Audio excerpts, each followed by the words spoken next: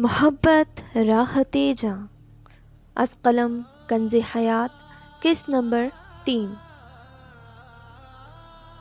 حیا کا دل جیسے بند ہونے لگا تھا۔ ہارون نے زرار احمد کو فوراً چیک کیا۔ بابا، سارا روتے ہوئے پکار رہی تھی۔ ایمبولینس بھی آ چکی تھی لیکن کوئی فائدہ نہیں تھا۔ زرار احمد کو ہارٹ اٹیک ہوا تھا اور وہ سب کو تنہا چھوڑ اپنی زندگی کا سفر مکمل کر اپنی آخری منزل کی طرف روانہ ہو چکے تھے۔ زرار ہاؤس میں تو جیسے قیامت کا سما تھا۔ حیرت کی بات یہ تھی، جسے زرار احمد نادان اور نہ سمجھ کہہ گئے تھے، وہی کبھی سارا کو سنبھالتی، کبھی ماں کے آنسو پوچھتی۔ جانے ایک پل میں اتنی ہمت، اتنا ضبط اور سمجھداری کہاں سے آ گئی تھی۔ حیا ایک پل میں بڑی ہو گئی تھی۔ آنسوؤں کا ایک سیلاب تھا جو بہہ نکلنے کو بےتاب تھا، لیکن زرار احمد کے آخری جملوں نے حیا کی ڈھارس بندھا رکھی تھی کہ حالات جیسے بھی ہوں ڈٹ کر مضبوط بن کر دکھانا ہے۔ حیا کیسے اپنے بابا کا آخری حکم نہ مانتی؟ سب ہی حیران تھے۔ حیا نے جیسے دل پتھر کا کر لیا تھا۔ سویم کی رسومات کے بعد سارا اپنے گھر چلی گئی تھی۔ گھر تو بالکل ہی ویران ہو کر رہ گیا تھا۔ راحیلہ اور حیا تنہا رہ گئے تھے۔ حیا کو بابا کی کمی شدت سے محسوس ہو رہی تھی۔ ان کی روک ٹوک، ڈانٹ، پیار، سب کچھ اس وقت انمول لگ رہا تھا۔ زندگی جانے کیوں ہمیں ایسے آزماتی ہے؟ کتنی ہی پرخلوص محبت اور چاہت کا سایہ پل بھر میں چھن جائے۔ زندگی اتنی تلخ کیسے ہو سکتی ہے؟ تحفظ کا وہ احساس جو بابا کے ہوتے ہوئے حیا کو پرسکون رکھتا تھا، ایک پل میں ہی چھن گیا تھا۔ آفس سے کال آئی تھی اکرام صاحب کی، چاہتے ہیں اپنے بابا کی جگہ تم کمپنی سنبھال لو۔ حیا بابا کی سوچوں میں گم تھی کہ راحیلہ کی افسردہ آواز نے سکوت توڑا۔ جی ٹھیک ہے، کل سے جوائن کر لیتی ہوں، حیا نے بظاہر خود کو نارمل رکھتے ہوئے کہا، لیکن دل ایک دم سے بھر آیا۔ کاش بابا ہوتے تو۔ حیا کے الفاظ ذرا سے لڑکھڑائے۔ سکھاتے کہ کامیابی کیسے حاصل کرتے ہیں۔ حیا نے بات مکمل کی۔ کیسے مینیج کرو گی میری بچی؟ راحیلہ نے سوالیہ نظروں سے پوچھا۔ وقت سب کچھ سکھا دیتا ہے امی، میں تو پھر حیا زرار ہوں، آپ فکر نہ کریں، میں بابا کو اور آپ کو کبھی نا امید نہیں ہونے دوں گی، حیا نے بھرائی ہوئی آواز سے راحیلہ کو یقین دلاتے ہوئے کہا، تو راحیلہ نے حیا کا ماتھا چوم کر اسے گلے لگا لیا۔ حیا کو آفس جوائن کیے 3 ماہ گزر چکے تھے اور حیا نے جیسے کہا تھا ویسے ہی کمپنی کو کامیابی سے چلا رہی تھی، اور وہ بھی بالکل زرار احمد کی طرح محنت اور لگن کے ساتھ۔ جب بھی کسی چیز کی سمجھ نہ آتی تو آنکھیں موند کر سوچتی کہ بابا اس سچویشن میں کیسے ہینڈل کرتے، اور جواب اللہ کی طرف سے مل جاتا تھا۔ اسے لگتا زرار احمد نے اس کا ہاتھ تھاما ہوا ہو جیسے۔ بے شک اللہ نے اس کے سر پہ ہاتھ رکھ دیا تھا اپنی رحمت اور کرم کا۔ ٹھیک ہی کہتے ہیں، اللہ اپنے بندوں کو کسی حال میں تنہا نہیں چھوڑتا۔ آج کا شیڈیول بتائیں، حیا نے اپنی پی اے نور سے کہا۔ میم آج دورانی گروپ کے چیئرمین کے ساتھ امپورٹنٹ میٹنگ ہے، ان کے ساتھ میٹنگ باس کی ڈیتھ کی وجہ سے کافی ڈیلے ہو گئی تھی، فائنل کی آج کی ڈیٹ کنفرم ہوئی ہے۔ نور نے تفصیل بتائی۔ اوکے، میٹنگ کی تیاری کریں، حیا نے دوپٹہ سر پہ ٹھیک کرتے ہوئے ہدایت دی۔ اوکے میم، نور کہتی باہر چلی گئی۔ میٹنگ ہال میں دورانی گروپ کے چیئرمین اپنی ٹیم کے ساتھ پہنچ چکے تھے اور حیا کے آنے کا انتظار کر رہے تھے۔ کچھ ہی دیر میں حیا بھی میٹنگ ہال میں داخل ہو چکی تھی۔ حیا کو ہال میں انٹر ہوتا دیکھ امان دورانی اپنی کرسی سے اٹھ کھڑا ہوا تھا۔ السلام علیکم ایوری ون، حیا نے سلام کیا۔ ہیلو، امان کہتے ہوئے اپنی جگہ پر واپس بیٹھ گیا تھا۔ امان کے تو وہم و گمان میں بھی نہیں تھا کہ تقدیر اس طرح حیا کو ایک بار پھر اس کے سامنے لے آئے گی۔ حیا زرار، ہماری کمپنی کی نئی چیئر پرسن امان دورانی، چیئرمین آف دورانی گروپس، پی اے نے انٹروڈکشن کروایا۔ آپ کے فادر کا سن کے بہت افسوس ہوا، he was such a nice person. امان کے لہجے میں حیا کے لیے نہایت اپنائیت اور ہمدردی تھی۔ واقعی امان کو آج بہت افسوس ہو رہا تھا۔ اٹس اوکے، ہم میٹنگ اسٹارٹ کریں، حیا نے پروفیشنلی کہا۔ یس شیور، امان نے ہاں میں سر ہلایا۔ یہ وہ حیا تو نہیں ہے جس سے میں ملا تھا، شرارتی، چیزوں کو نان سیریس لینے والی، شوخ چنچل سی حیا؟ یہ حیا تو بالکل الگ ہے۔ ہاں، معصومیت میں پہلے کی نسبت مزید اضافہ ہو گیا ہے، لیکن اداسی چہرے سے واضح ہے۔ میٹنگ ختم ہونے کے بعد امان واپسی کے پورے راستے یہی سوچتا رہا تھا۔ امان دورانی اور اس کے ڈیڈ اویس دورانی کو بزنس میں شدید لاس ہوا تھا، جس کا بڑا ریزن اویس دورانی کے بزنس پارٹنر کا فراڈ تھا، جو ایک بڑی رقم لوٹ کر ملک سے فرار ہو گیا تھا۔ کمپنی لاس کی وجہ سے امان کی فیملی کو واپس پاکستان شفٹ ہونا پڑا تھا اور پاکستان میں پہلے سے سیٹلڈ بزنس کو ہی بڑھانے میں لگ گئے تھے۔ زرار احمد کے ساتھ دورانیز کی میٹنگ ڈن تھی، لیکن اسی دن خبر آئی کہ زرار احمد دنیا سے رخصت ہو چکے ہیں۔ یہ خبر سن کر اویس دورانی تو بالکل نا امید ہو چکے تھے، لیکن مسلسل رابطے کے بعد انہیں دوبارہ میٹنگ کا ٹائم مل گیا تھا۔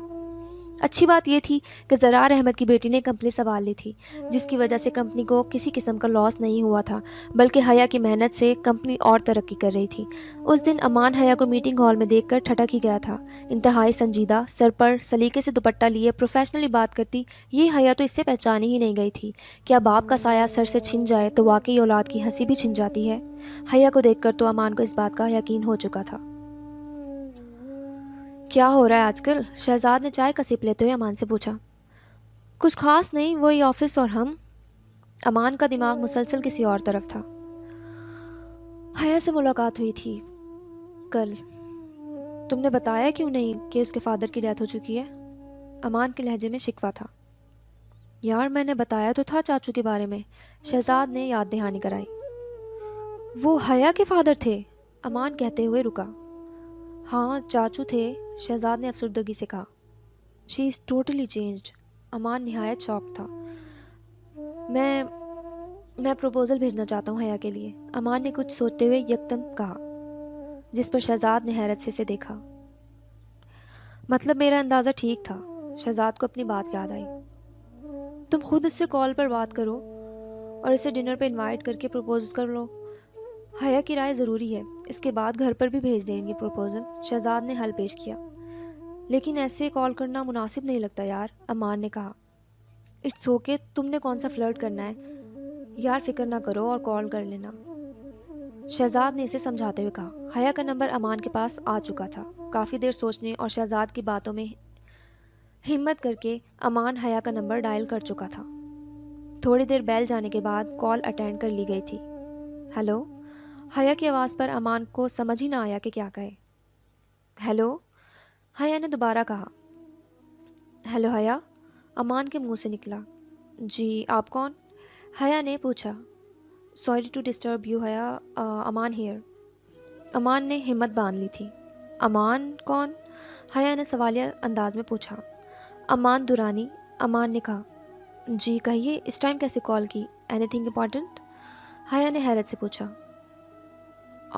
آئی ڈونٹ نو آپ کیسے ریئیکٹ کریں گی، میں آپ کو ڈنر پہ انوائٹ کرنا۔ امان کی بات ابھی مکمل بھی نہیں ہوئی تھی کہ حیا کو تو جیسے کرنٹ لگ گیا تھا۔ واٹ؟ ایکسکیوز می، کیا مطلب ہے آپ کا؟ میں آپ کو ایسی ویسی لڑکی نظر آتی ہوں جسے آپ نے فرسٹ میٹنگ میں ہی ڈنر کی آفر کر دی؟ حیا کا تو خون کھول اٹھا تھا۔ جب سے کمپنی کو سنبھالا تھا، حیا کو ایسی کتنی ہی آفرز بڑی بڑی کمپنیز کے عیاش اونرز کی طرف سے ہو چکی تھی، جن کا مقصد ڈنر کی آڑ میں کچھ اور ہی ہوتا تھا، اور ان سب کی آفرز کو انکار کرنے پر حیا انہیں اپنا دشمن بھی بنا چکی تھی، لیکن اپنی عزت اور بابا کا وقار کسی قیمت داؤ پر لگانے کو تیار نہ تھی۔ نہیں، آپ غلط سمجھ رہی ہیں، میرا ایسا کوئی مطلب نہیں، امان نے صفائی پیش کرنی چاہی۔ بس مجھے اور کوئی بات نہیں سننی، اور دوبارہ پلیز یہاں اس طرح کال کرنے کی ضرورت نہیں ہے، حیا نے غصے سے کہتے ہوئے کال کٹ کر دی۔ امان کتنی ہی دیر موبائل اسکرین کو تکتا رہا۔ کیا کر دیا یہ امان تم نے؟ او گاڈ! امان نے ماتھے پر ہاتھ مارا۔ کہاں مصروف تھے اتنے دنوں سے؟ ہارون نے امان کو ڈرائنگ روم میں بٹھاتے ہوئے کہا۔ بس یار آفس میں بزی، تم سناؤ، تم ہی چکر لگا لیا کرو، کیا سارا دن ہسپتال میں گزار دیتے ہو؟ امان نے مسکراتے ہوئے کہا۔ بس پتہ تو ہے، فری ٹائم میں گھر پر ہی ہوتا ہوں، ہارون نے جواب دیا۔ واہ بھائی، بڑے لوگ ہیں آج تو ہمارے گھر۔ سارا نے روم میں انٹر ہوتے ہی امان کی کلاس لی۔ کہاں غائب تھے بھائی؟ سارا نے چائے سرو کرتے ہوئے پوچھا۔ دو اب جواب، ہارون مسکرایا۔ بس بھابھی، لڑکی کی تلاش میں ہوں آج کل، وہی ڈھونڈنے روز روڈ پر نکل جاتا ہوں، اسی کام میں مصروف تھا، امان نے نہایت سنجیدہ شکل بناتے ہوئے کہا، جس پر ہارون اور سارا کی ہنسی چھوٹ گئی۔ تم اور لڑکی، بس کر دے بھائی، ہارون نے مذاق اڑایا۔ ارے بھائی ہم ڈھونڈ دیتے ہیں لڑکی، ہم سے رجوع کریں، سارا نے آفر دی۔ واہ یہ تو بہت کمال آفر دی ہے آپ نے، امان نے ہنستے ہوئے کہا۔ اصل میں آپ سے اسی حوالے سے بات کرنے آیا تھا آج، امان نے کچھ جھجکتے ہوئے سنجیدگی سے کہا۔ ہارون بھابھی میں، امان ایک پل کو رکا، میں حیا کے لیے پروپوزل لے کر آیا ہوں، امان نے بالآخر بات مکمل کی۔ سارا اور ہارون کو ایک پل کے لیے تو کچھ سمجھ ہی نہ آیا، امان نے دونوں کو سوالیہ نظروں سے دیکھا۔ حیا کے لیے؟ ہارون نے جیسے تصدیق کرنا چاہی۔ ہاں، امان نے اسبات میں سر ہلایا۔ عجیب اتفاق ہے، ہم کچھ دیر پہلے حیا کے لیے مناسب رشتہ دیکھنے کی بات ہی کر رہے تھے، ہارون نے مسکراتے ہوئے کہا۔ اور تم سے اچھا لائف پارٹنر بھلا کون ہو سکتا ہے ہماری حیا کے لیے؟ ہارون تو خوشی سے پھولے نہیں سما رہا تھا۔ سارا بھی مسکرائی۔ وہ سب تو ٹھیک ہے، لیکن لڑکا ڈائریکٹ ہاتھ مانگنے چلا آیا، گھر والے ظالم سماج بنے ہوئے ہیں کیا؟ سارا نے پرتجسس انداز میں چھیڑتے ہوئے کہا۔ ارے نہیں بھابھی، پہلے آپ لوگوں سے پوچھ لوں پھر فیملی کو بھیجوں، یہی مناسب لگا مجھے، امان نے گویا صفائی پیش کی۔ ٹھیک ہے پھر ہماری طرف سے ہاں سمجھو، تم اپنی فیملی کو حیا کے گھر لے آنا کسی دن، ہارون نے فیصلہ سنایا۔ میں چاہتا ہوں کہ آپ ایک بار حیا سے پوچھ لیں تو اچھا ہوگا، امان نے زور دیا۔ حیا بھی ہاں ہی کرے گی، اسے ہماری پسند پر کون سا اعتراض ہونا ہے؟ پھر بھی تم کہتے ہو تو پوچھ لوں گی، ڈونٹ وری، سارا نے تسلی دی تو امان پرسکون ہوا اور تینوں چائے پینے لگے۔ کیا؟ امان دورانی کا پروپوزل؟ اس کی جرت کیسے ہوئی پروپوزل بھیجنے کی؟ حیا کا چہرہ غصے سے لال ہو گیا تھا۔ باقی آئندہ۔